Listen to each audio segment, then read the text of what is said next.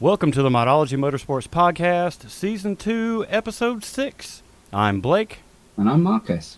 Marcus, it's good to be back, buddy. It is indeed. It feels like it's been a while. For some reason. There has been a ton of stuff going on, like behind the scenes, but we're back with a fresh new episode. And Marcus, all my cars are exploding and just failing permanently. Yay! Hey. So I've been driving the 94 Corolla, right? And so far it's been a great car. It's reliable. Everything works on it. The miles are kind of low considering the age on the car. But Yeah. I had an incident like a week and a half ago where I pulled up at the house. The engine sounded like it was running fine. I pulled up at the house, shut the engine off, and smoke just starts pouring out from under the hood. Oh. Like so much smoke, I thought the car was on fire, amount of smoke, and I was like, oh no. Oh God. Great. So I popped the hood and I look, and the whole top of the motor, the whole top of the valve cover, there was oil all over the valve cover, all over the belts. It was running down the front onto the exhaust manifold. And, that's where the smoke was coming from. And I was like, what happened? What is going on? Well, the way the PCV system is on that car, it comes out of the back center of the valve cover and then loops down to the intake manifold to give it its vacuum. Yeah.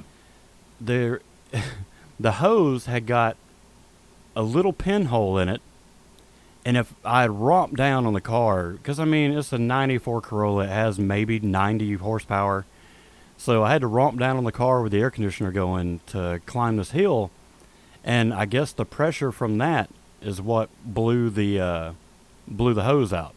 Yeah.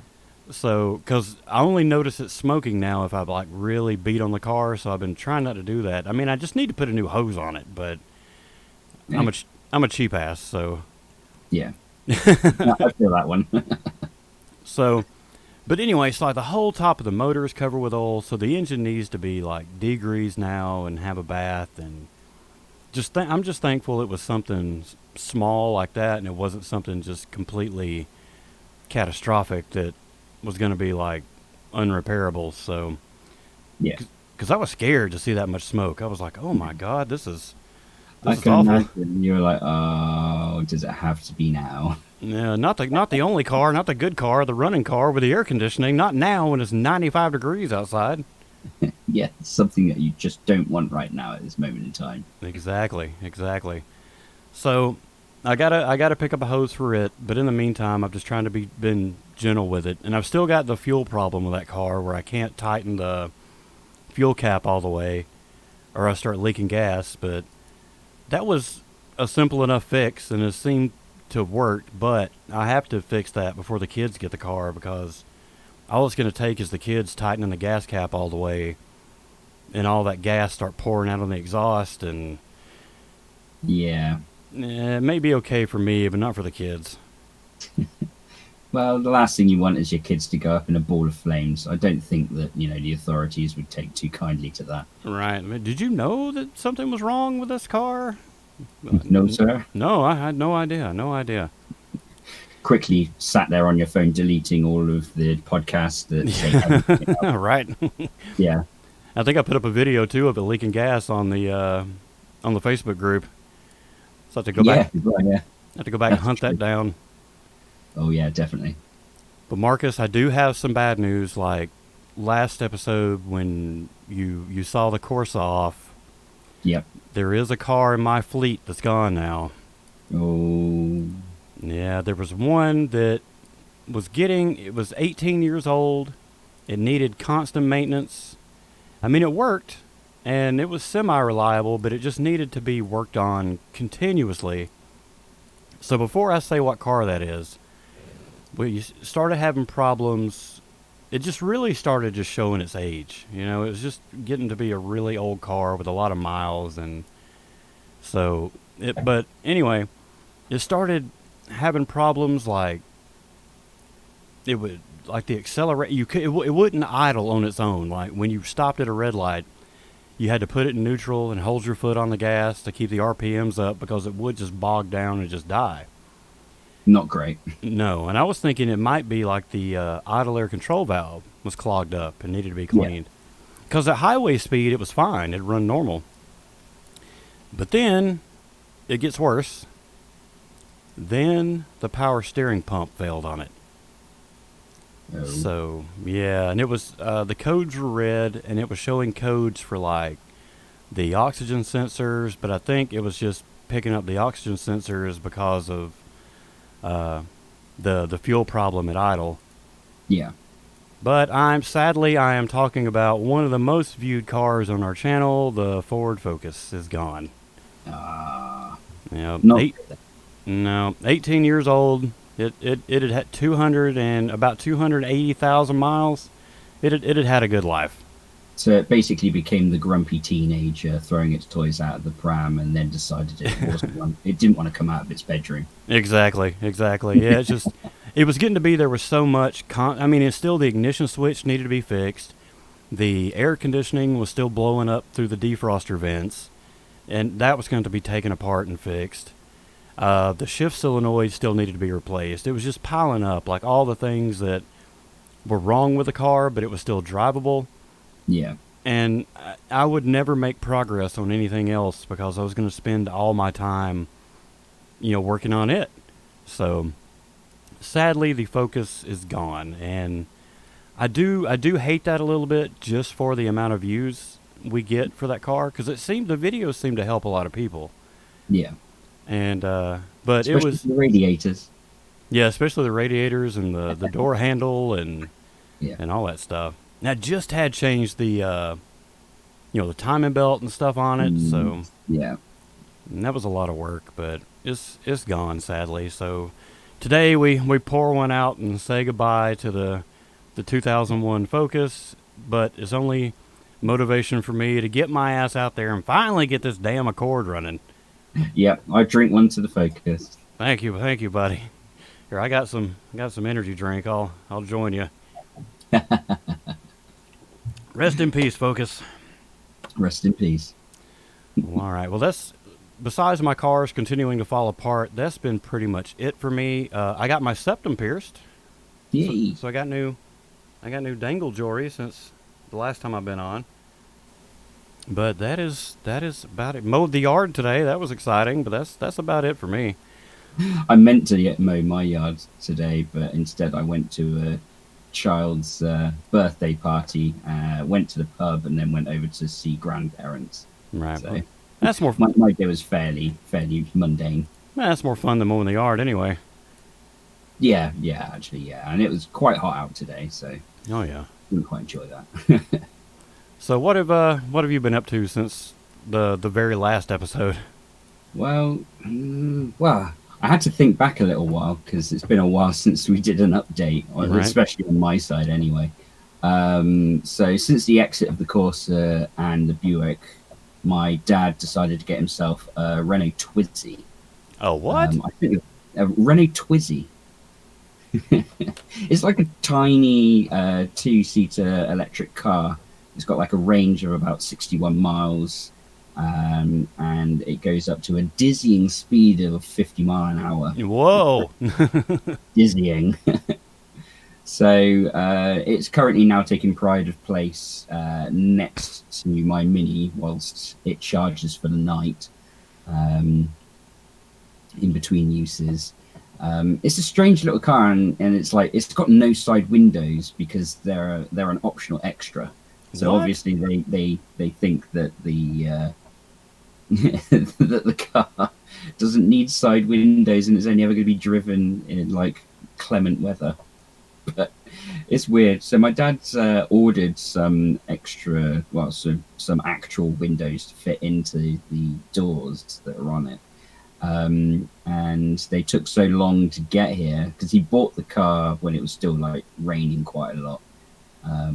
And the windows have only just turned up. I think it was like 2 weeks ago or 3 weeks ago, just before I went on holiday. And since then, like the weather has finally turned sort of warm. So at the moment, they're not really needed. So Yeah. they they're currently sat in the in my dad's living room, just like leant up against the wall at the moment, waiting to get put in when they're actually needed. Because the windows don't go up and down. There's no way to put them up and down. So there's no mechanism in the door. Because the doors are like gull wing doors, and they go like up from the side and Yeah. down. But inside the doors, all it has is like one little sort of like latch to open it up, and then there's nothing else there. It's just like a small little crash bar, and then like a bit of plastic. So So are the windows real glass or are they like plexiglass? plexiglass. Oh, okay. So even better than that, because those cars aren't really or weren't really initially designed to have windows in, they have like right at the front of the door near the wing mirror on the inside, there's the latch to open up the door, and the so to get in, you actually have to bend the window out slightly to then get to the latch to open the door. Oh my God. I know it's like old school. So yeah, it's a bit of a weird one. I've not really driven it. Well, I have. I've only driven it like on our driveway to feel what it felt like to have an electric car. You know, forwards and backwards. It's really weird. So obviously, it's not like stop start. So you put your foot down and it does meter how much sort of I was going to say throttle, but I'm not really sure how to really put it. So it meters how much your speed that you go at, dependent on how much you push down the pedal, Right. the throttle pedal, for a car that doesn't have a throttle. Hey, I've heard about some of these electric cars. They'll make like a fake engine noise. Is that one like a gas engine noise? Does that one make any noise, or is it just completely silent?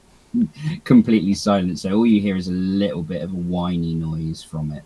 So it doesn't really make any noise at all. So I don't really hear Dad when he comes back home. So he opens up the garage door, our automatic garage door. So you hear the garage door sort of winding up, Right. and then you hear it sort of go back down again.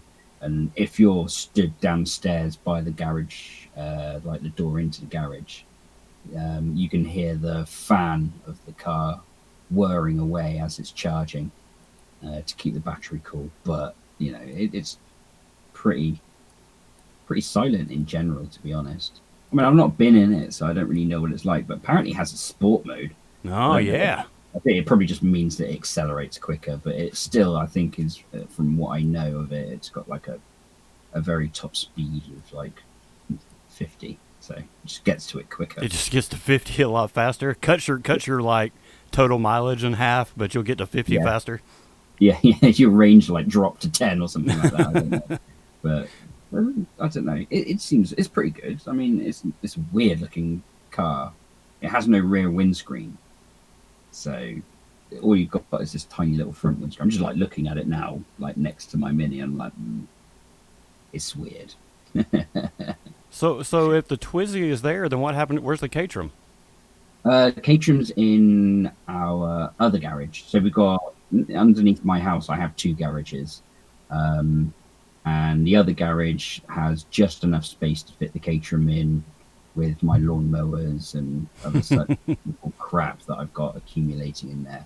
So we need to go through a full-on sort of gutting of all of the garages to make sure that it's got space and like get all the tools into my dad's new tool chest that he's got and all the rest of it.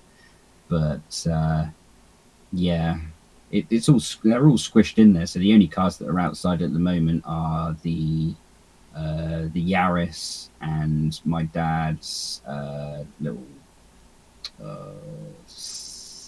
Suzuki that he has, and also his van, and then soon to be my new car that I will talk about soon. All right.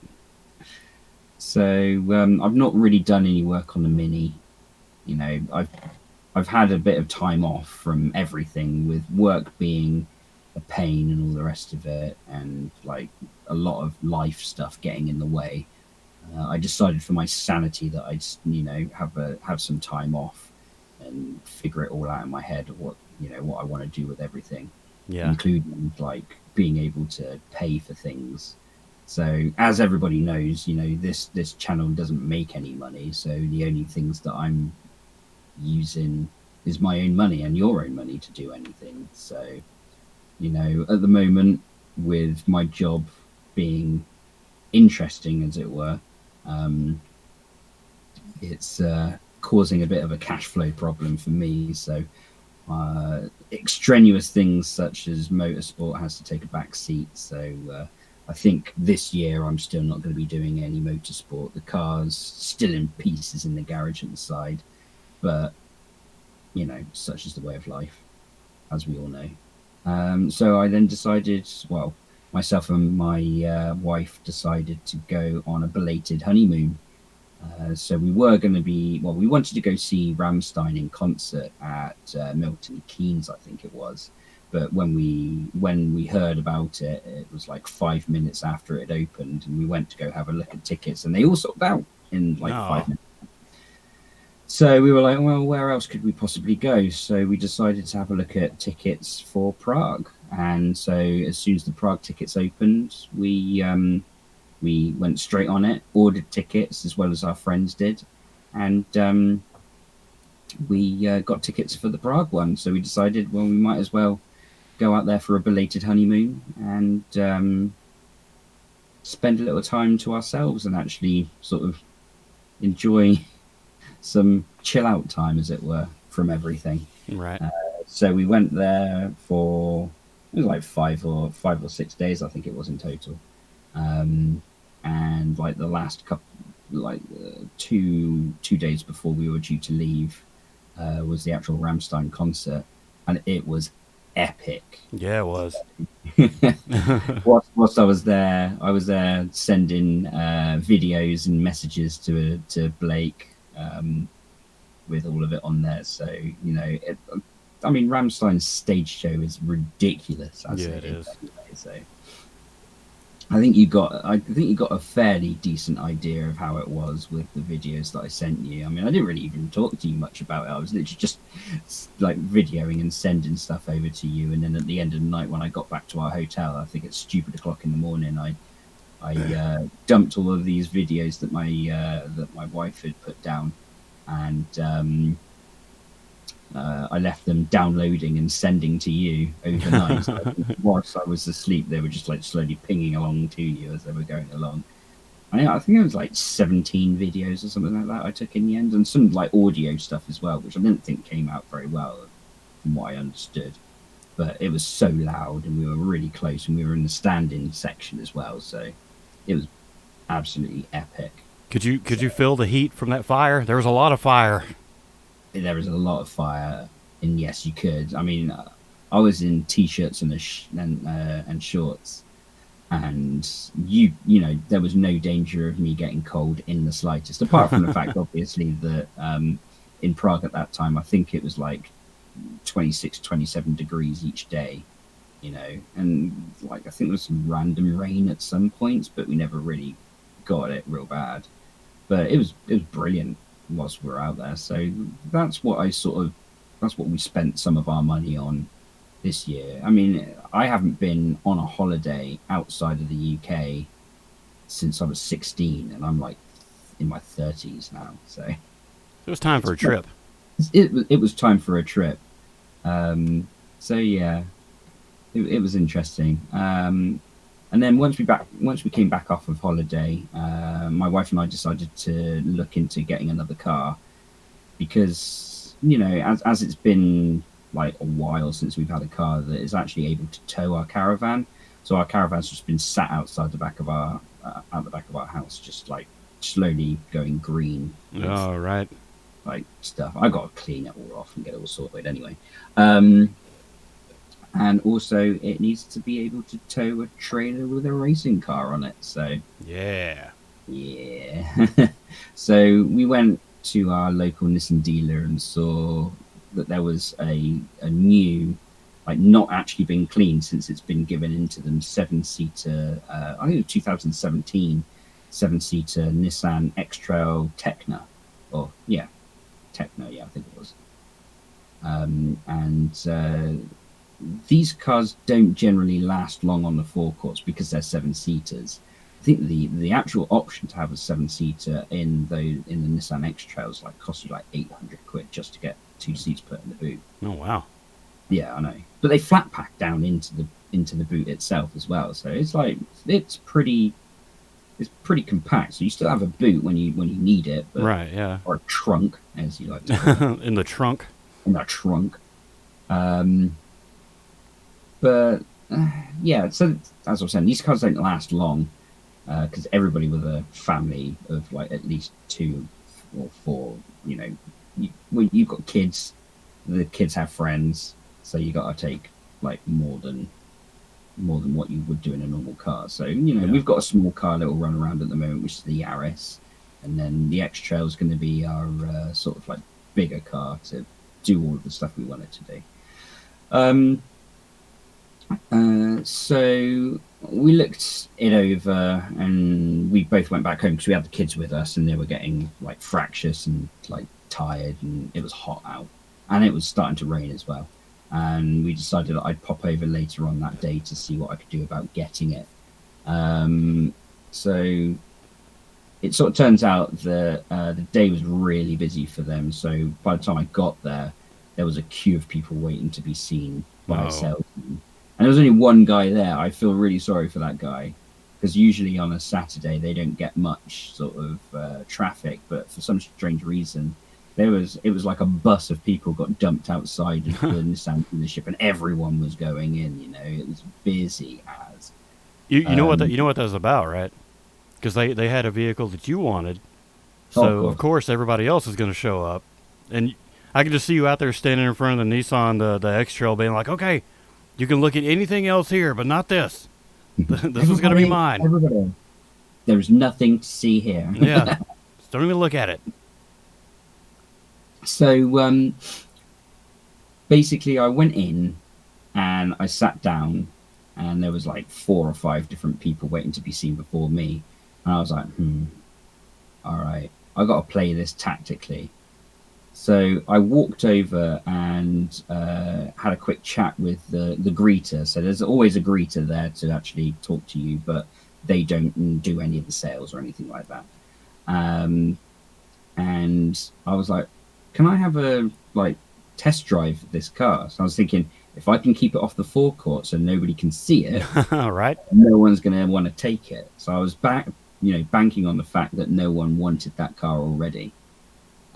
So took it out for a drive. It's really responsive. It's a 1.6 diesel turbo, but it actually makes the same amount of horsepower and more torque than my 2.5 liter turbo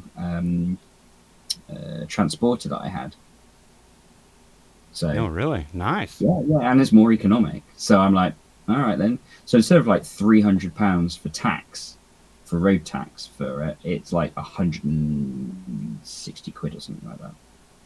So I'm making some savings. Plus I've got a newer car, and because it's the Tecna, it's actually got loads of interesting bits of kit, but I don't want to get into too much detail because I want to save all of this for either a video or to talk about it on the next podcast. So we drove it back. I fell in love with it, so I wanted it. So I'm like, okay. So we get back into the dealership, and I sit down with the salesman.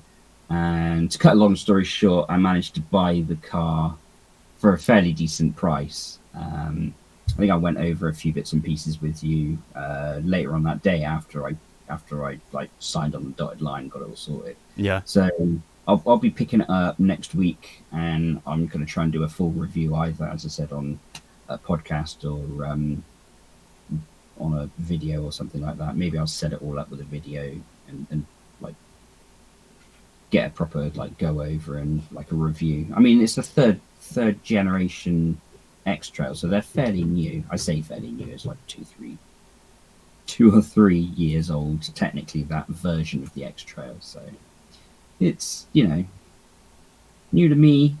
Right. And that's pretty much it for me, really. Well, I got one more, well, two more bits of stuff that I forgot at the beginning. I showed some video on the Facebook group about the Modology Motorsports US shop Yeah. that I would actually get to like work on the cars out of and not have to crawl around in the backyard anymore. I can't remember if I talked about this in the last episode or not, but we made some progress getting the shop cleaned out. The power's back on there, and it just needs more work. I was hoping it would be this fall, but I may be actually looking realistically at next spring before I get to move in there and start working on the cars. So, but I mean that's fine because I can make what I have now work, but a little bit longer than I thought. And then there'll be a video up soon. We painted we dipped Josh's Hyundai Genesis. We finished the dip job, and now the whole car is completely black. And but he picked up another car, and I talked to him about it. I want to show some video of it because I've never seen this car, period, and then I've never seen like this edition of it. It's the Hyundai Kona Ironman edition. And it's You've not told me about this plate. You've been holding out on me. Yeah, it's like silver and burgundy on the outside, but it's like a flat silver almost. It's really cool looking. All right. I didn't get a chance to look inside of it, but he told me it's got a ton of features built into it. So I definitely want to get the camera and go over there one day and check this thing out because it looks really good on the outside. He says there's a bunch of cool toys on the inside, so we're going to have to go check this thing out. Yeah. And that is it for me, for everything, I guess. Everybody's getting new toys. Everybody is getting new toys, and I'm looking forward to mine because it's got all of the toys All right. added on. It is going to be awesome, including really, really good air conditioning as well. Oh yeah, that's very important right now. I've really been needing it. I mean, what was it? A couple of days ago, England got a new record high for temperature. We managed to get up to 39.5 degrees Celsius, which I don't know what that is in Fahrenheit. Something stupid. Yeah, I have no idea. I know what water boils at 100 and it freezes at 0. Yeah. And see, that makes sense to me. The rest of it, anywhere in between, I'm like, I don't know. So it's not boiling. It's nowhere near 100, so it's not boiling, but I'm not sure what 30 is Celsius. It sounds unpleasant. It was not great. I mean, it was at like 98% humidity as well. Oh, God, yeah. That's how it's been here, too. Just so humid. You're just miserable outside. Yeah, so, I mean, and that whole entire week I was driving to and from work in a car with no AC. Ugh. So the only thing you could do is drive with the windows down, and even then it wasn't really helping. It was just like hitting yourself with warm, moist air in your face. And right. Not really enjoying it at all. And that was at like 7:30 in the morning. You know, it was just hot already. Yeah. And then where I had to park my car at work is right in the sunshine. So it has got from about midday until about 3 o'clock in the afternoon about 3:30 when I leave, it's in like full sunshine. So no matter what you do, if you leave your windows open or anything, that car is hot. Ugh. Yeah, it was disgusting. So yeah, fun and games on that respect. Yeah, the air conditioning in the Toyota has really spoiled me because in the Civic, when I'd leave work, I mean, over time, I just got used to not having any air conditioning, and I was just miserable till I got home. But now the misery can stop as soon as the work is over, and I get down the road a little bit, and it's really spoiled me having air conditioning. Yeah, I suppose you don't have that in your other car, though, do you? No, well, the Accord has it, but that's one thing when I get the Accord running, I want to make sure the air conditioning works. Yeah. Because it's got a black interior, so I want to make sure the air works in it. Oof. Yeah. Wait, what color are you going to dip it when it's finished? The Accord? Hey? You talking about the Accord? Yeah. Blue quartz. Blue quartz. Yeah, blue quartz with copper. I'm gonna dip the wheels as copper color. Ooh. Yeah. So it almost looks sort of like the old school Subaru colors. Yeah, pretty. That's what I was thinking. I was like, I'm making this damn Accord look like a Subaru because it is almost Subaru blue. It's about the same color. All right, okay, awesome. So, Marcus, tell us we've had a couple new subs since the last time we talked about this. Before we get into Yeah, news, so tell us about our subs and our views and how people can get a hold of us. yeah. So we picked up to about 441 subs now as of today, Whoa! and yeah, I know. So we're almost up to 500. So we're a little bit behind schedule, but because it would be nice by the end of this year to get 1,000 subs. So everybody point this channel out to your friends if they like cars and stuff like that, and definitely we'll need to get more subs. That's Because right. that'd be awesome. Because then we'll get sweet YouTube money, That's right. Get that sweet YouTube money. or $5 a day, Mm-hmm. or something like that. I expect. God knows, it's going to be ridiculously nothing, but you know, any sort of plus is a good thing in my book at the moment. Oh yeah. Yeah. We're also wanting to see whether or not if people would like to email, video, or audio clip us, or people to come and talk on the show. So, you know, get in contact with us at modologymotorsports@gmail.com. Send us what you want to talk about, or send us a video clip, and we'll gladly have you on. Best place, I suppose, is probably just to chat to us either on Facebook or something like that anyway. Right. But, you know, just to get in contact with us, and then we'll chat with you guys and see what options we've got and go from there. I think Absolutely. that's probably about it when it comes to that side of things at the moment. Well, let's jump into the news. Yep, Marcus, are you familiar with Pikes Peak, the hill climb? I am. I would love to go there. Yes, me too. I'd love to check it out. Mm. Well, Maybe we should sometime. in 2020, the Pikes Peak International Hill Climb won't include motorcycles anymore, Marcus. Oh, well, that's disappointing. Yeah, changed my mind. Don't want to go anymore. Well, no, I'd still go. So the races organizers have opted to suspend the motorcycle classes at America's most prestigious hill climb event after the death of rider was this Carlin. Is it Dunn? Carlin Dunn. While motorcycles have been a regular fixture at the event for the last 29 years, the board that runs the hill climb have opted not to have a motorcycle class for the 2020 event. This isn't the first time that motorcycles have been removed from the competition on America's Mountain, and in fact, it was Ducati that helped keep the class going after several other high-profile accidents by creating a mentoring program where riders like Dunn, it is Dunn, right? Yeah, done. All right, like Dunn instructed rookie riders how to get to the top quickly and safely. So it's bad that the guy that was teaching others how to handle the mountain safely ends up having an accident and dying himself.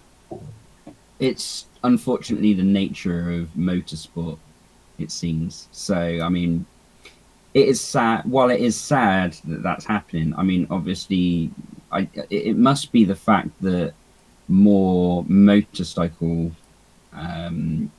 riders are having issues than cars. And I mean, as in the nature of motorcycle riding, they're not as safely enclosed. Yeah.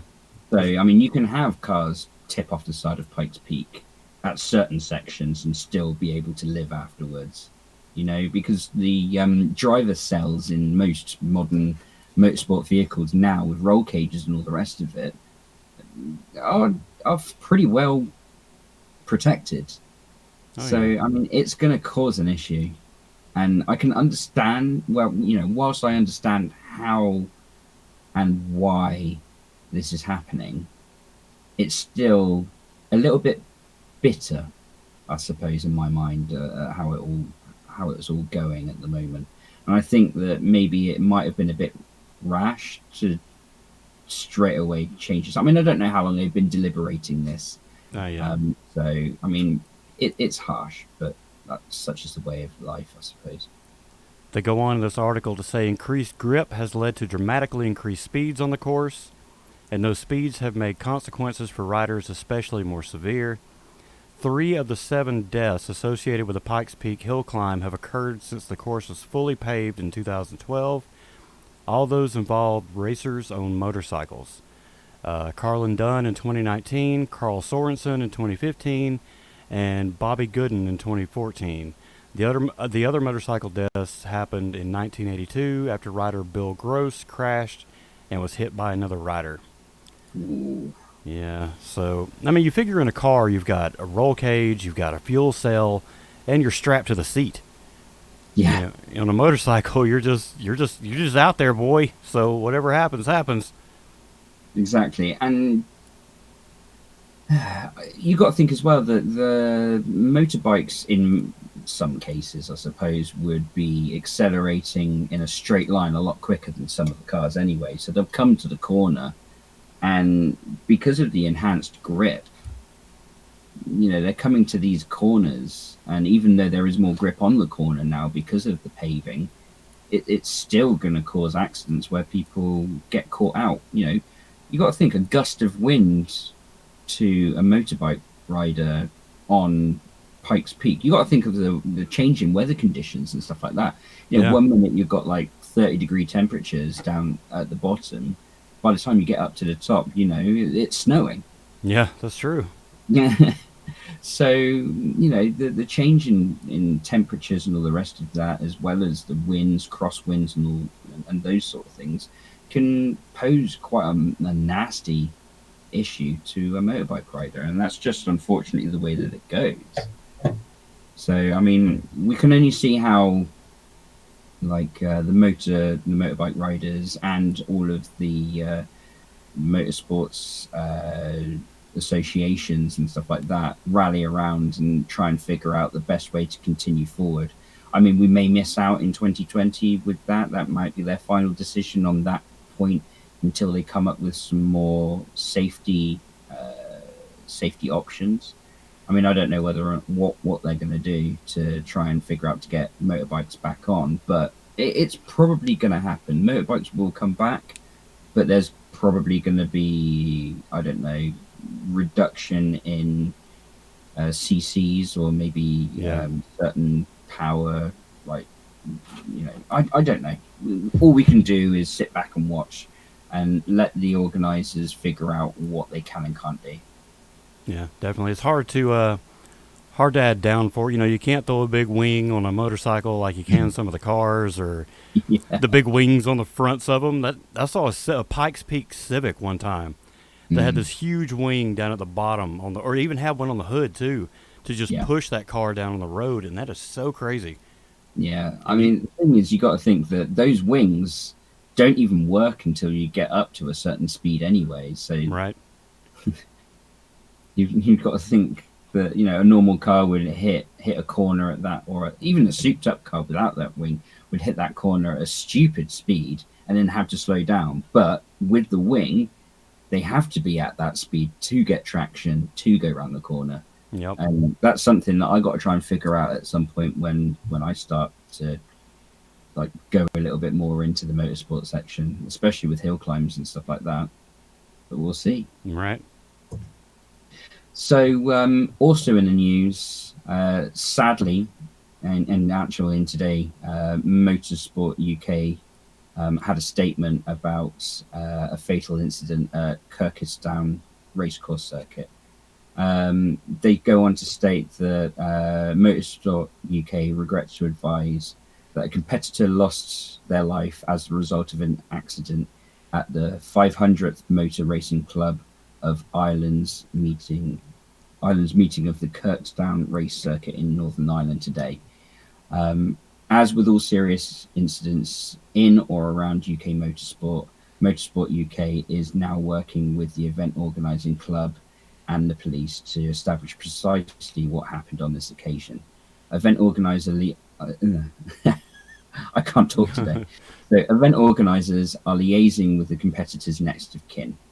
Motorsport UK sends its sincerest condolences to the family and friends of the deceased driver and requests that their privacy be respected. Motorsport UK will be making no further statement at this time.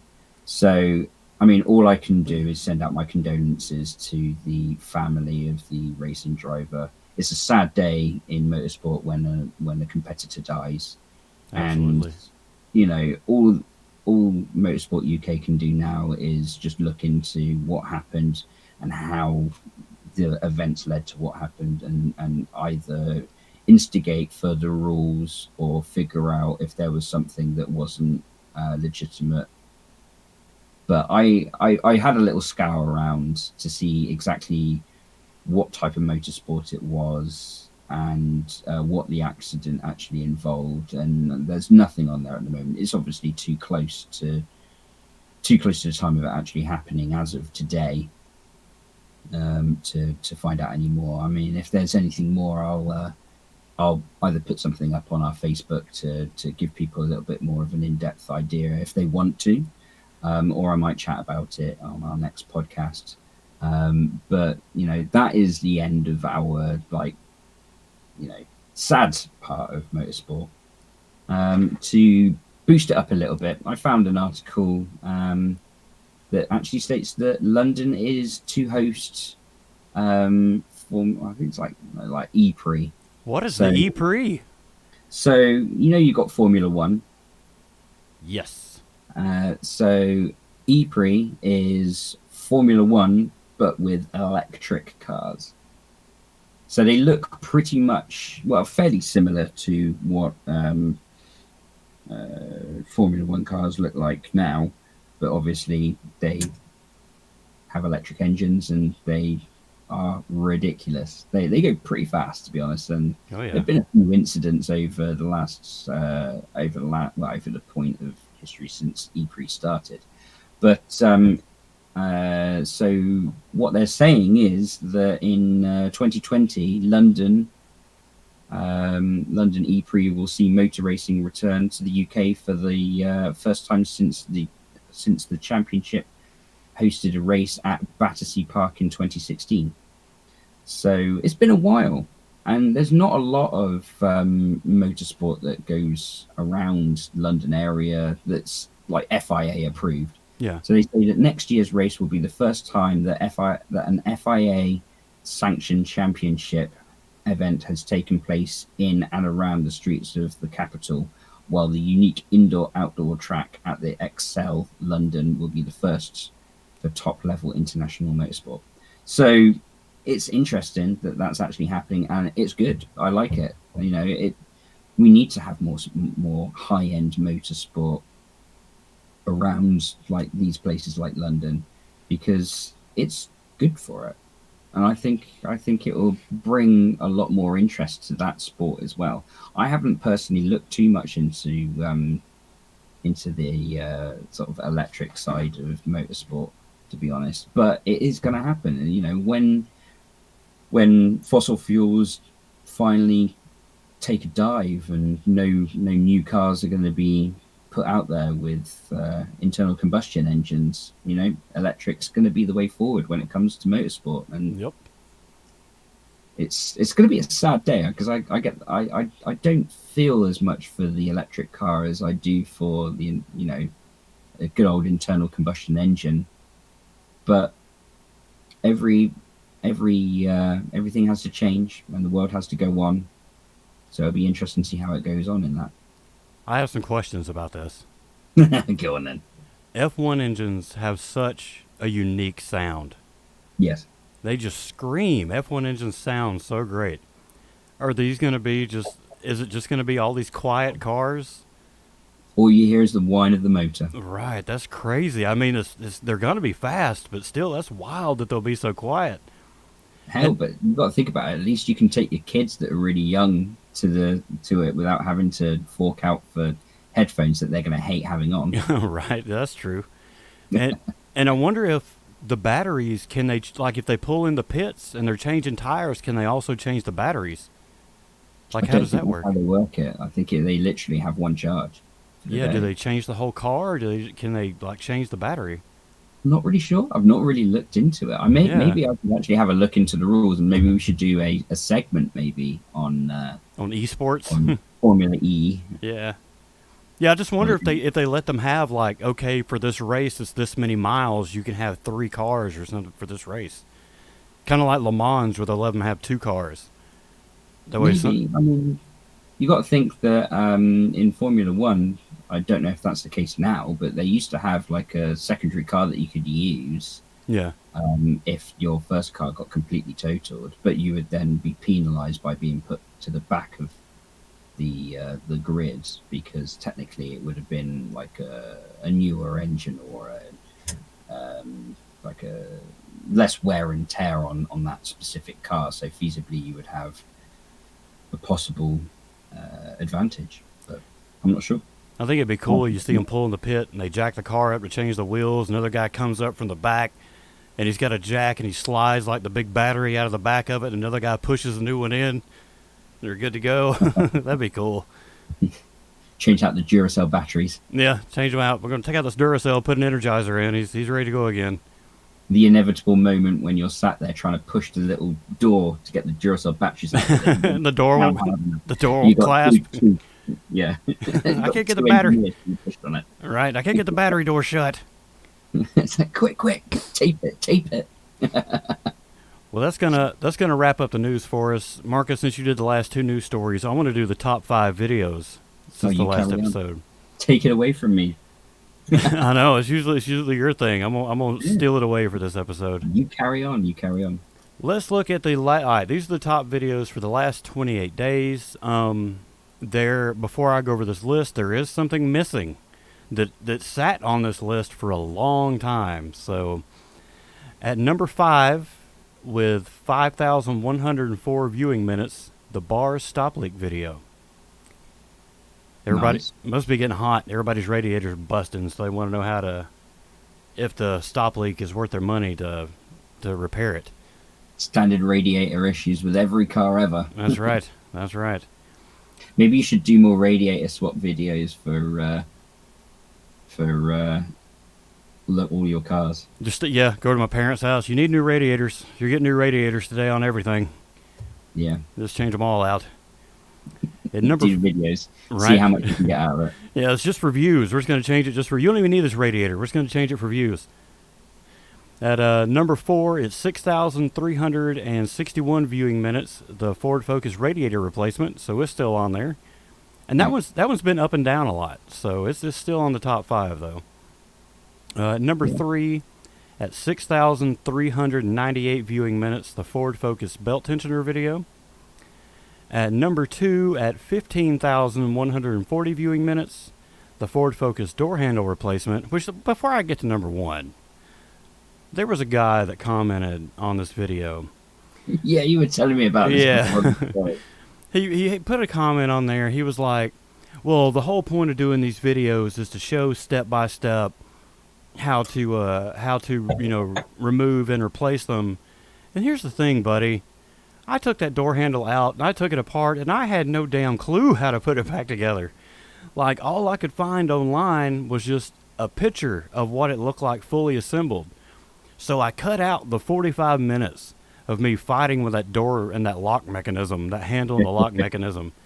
So at the end of the video, I was just like, okay, here it is reassembled.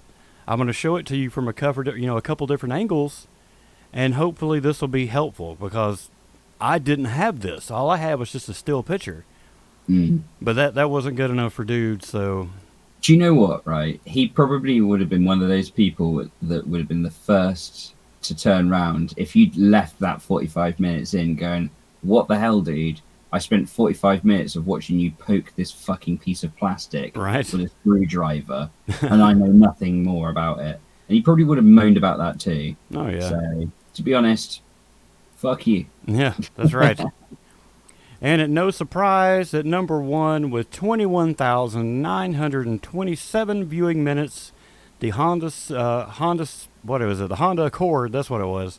Honda Accord cylinder head removal video at 21,927.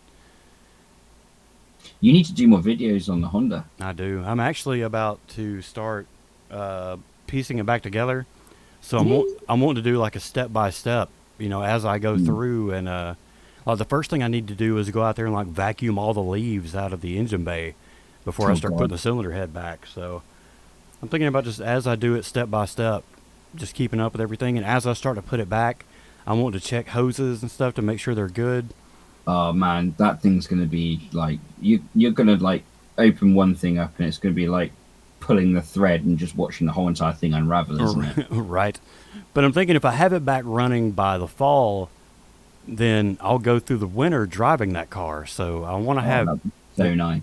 yeah, at least the rubber like cooling hoses and stuff like that. Mm. While the head is out and I can see the whole engine bay, like anything going to the heater core, I want to go ahead and replace that kind of stuff while I can get to Oh it. God, yeah. That it's gonna be invaluable. You doing that now is gonna like take so much effort out of it later on. Again, you're trying to reach back and behind the intake manifold to change something or doing it from underneath. And I'm just going to try and save myself the misery down the road. Yeah. All right, Marcus, we are at 50 minutes for this episode. Let's go ahead and wrap it up. What do you say? Let's go for it. All right. If you've got something for the show, a comment, a question, maybe you're working on something, you got pictures of it, we would love to see it, and we would love to show it on the next episode. So all those things you can send to us at modologymotorsports@gmail.com. You can also catch us on at Modology Motors on Twitter. We got a Facebook group, lots of good stuff going on in there, mostly me posting drift cars here lately. But that's facebook.com/groups/Modology Motorsports. And over on the Twitter, you can hit up my personal Twitter. I'm at Hesser414. And mine's at Brunt_Marcus. And if you haven't subscribed to our YouTube channel, what are you doing? I need to get my ass on the ball, but I've got like 3 or 4 different videos I need to put together. Another dash cam video, another 18-wheeler dash cam video. I've got all this stuff sitting here, and I need to get my ass in gear and get it done. But all that stuff is coming up, so if you haven't subscribed yet, then you need to. Definitely. Well, all right. Well, that does it for this episode of the Modology Motorsports Podcast. I'm Blake. And I'm Marcus. And we'll see you next time. Take it easy, guys. Bye-bye.